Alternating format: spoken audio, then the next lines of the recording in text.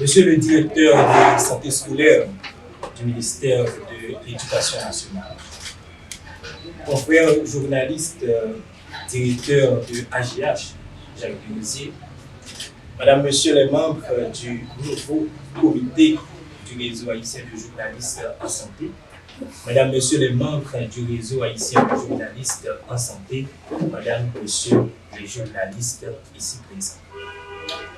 La circulation de l'information est nécessaire à la vie en société. Parce qu'elle est fondamentale à son épanouissement, le 2 septembre 2013, sous l'impulsion de la coopération tripartite Brésil-Cuba-Haïti, le ministère de la Santé publique et de la Population avait encouragé des journalistes à se coaliser pour former une association de travailleurs de presse traitant des sujets liés à la santé. Ainsi est né le RHJS, qui est le réseau haïtien des journalistes de la santé, bien sûr au service du public. Le réseau a déjà 8 ans, donc cette association a fait l'histoire. Et en passant, je profite de cette occasion pour saluer ce 25 novembre, qui est la journée mondiale de la lutte contre les violences faites aux femmes, puisque le réseau a toujours contribué dans la lutte pour l'éradication de la violence faite aux femmes. À un moment où le pays est secoué par une crise inextricable à multiples dimensions, aux résonances politiques, sociales, économiques, environnementales, le réseau haïtien des journalistes de la santé a réussi à organiser son assemblée générale et ses élections le dimanche 7 novembre dans son local à la rue Camille.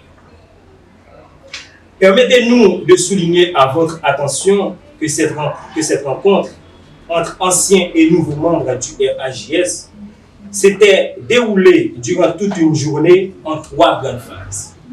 Présentation du bilan des activités et financiers du réseau, amendement du statut et élection des membres du nouveau comité. Résultat, la durée des postes électifs fixés à 3 ans a été réduite à 1 an.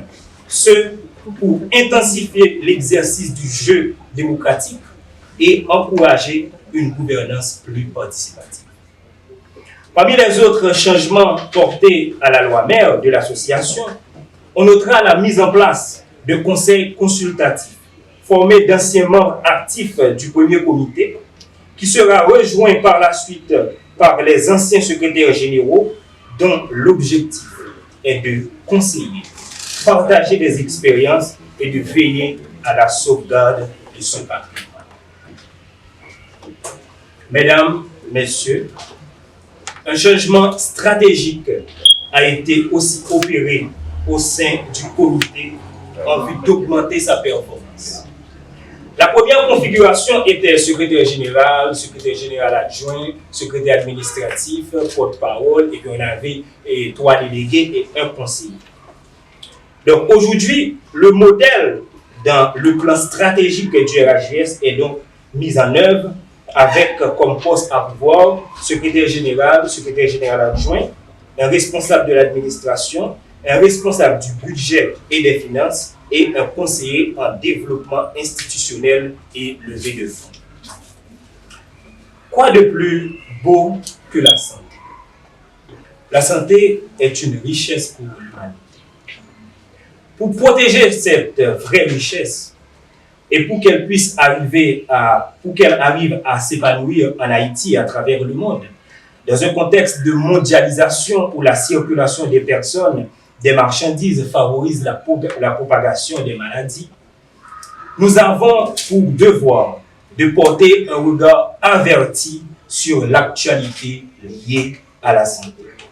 La santé est le sujet qui importe le plus pour celui qui comprend que la santé, c'est la vie. Nous faisons la promotion pour que la santé soit dans toutes les politiques. Chaque ministère, chaque collectivité territoriale devrait voir l'aspect sanitaire dans chacune de ses actions. Mesdames, Messieurs, La santé de la population doit être notre première priorité. La santé pour tous est donc la priorité. Chaque Haïtien, indistinctement, doit avoir sa carte d'assurance santé. Tel a été notre combat au sein du réseau durant ces 5 dernières années. Nous devons continuer ce combat pour le bonheur de tous, puisque la santé est du domaine du bien commun. Pour terminer mon propos de ce matin, nous voudrions saluer au nom de tous mes confrères journalistes, toutes les institutions et aussi des particuliers qui nous ont permis de maintenir le cap durant ces 8 années. Le RAGS dit merci au ministère de la Santé publique et de la Population qui lui a permis de trouver plusieurs formations et d'être toujours disponible pour le réseau. Donc nous voulons aussi saluer l'UNICEF qui a aidé le réseau à un certain moment et l'USAID à travers le projet LMG Shops Plus. Donc tous ces partenaires ont permis à RAGS de continuer à exister. Je remercie mes collaborateurs au niveau du réseau pour leur support. Je remercie mes fidèles collaborateurs de l'ancien comité. Cette expérience me porte à croire que l'espoir pour une Haïti meilleure est possible. Le sens de sacrifice, d'abnégation et surtout du compromis guidait chacune de nos actions.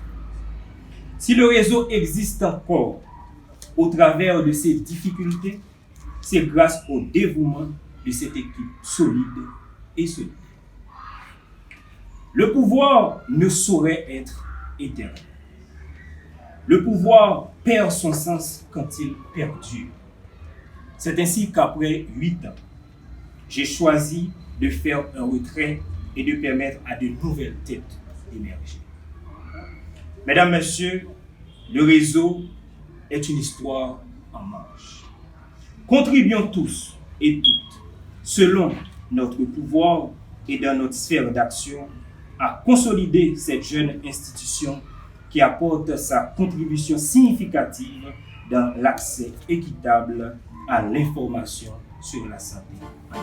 Merci.